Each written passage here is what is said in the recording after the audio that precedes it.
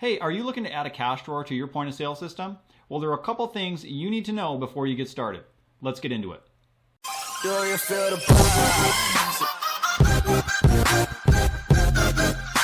Okay, I'm here on the LotHill.com website.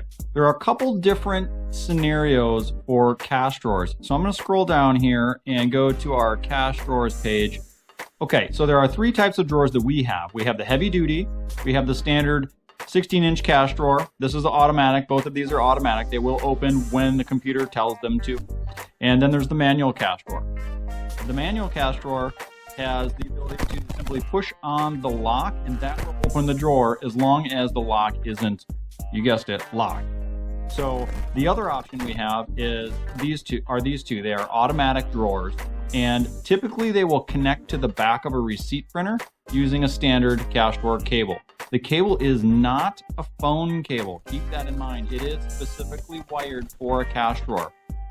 We have 3 or 4 different types of cash drawers that this cable will support. So if you have a Star Micronics printer, the cable would be a Star Micronics cash drawer cable, Epson, POSX, Ithaca, and there's another one that escapes my memory, but all different types.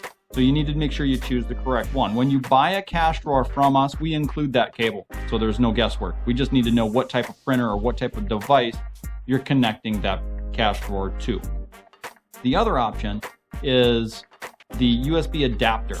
Now, in this scenario, where you have, say you're using a full-page invoice or full-page printer, 8.5 by 11, you wouldn't be able to connect the cash drawer to the back of the printer because it doesn't support that.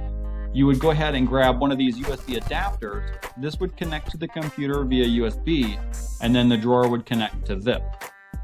You would then use that to add a quote-unquote printer to your computer under Windows, and Cash Footprint, our point-of-sale software, would send the signal to pop the drawer to the USB device, which would then pop the drawer. Hey guys, thanks for watching. Like the video if you found it helpful, and click subscribe to see more of our fast support through online videos. See you next time.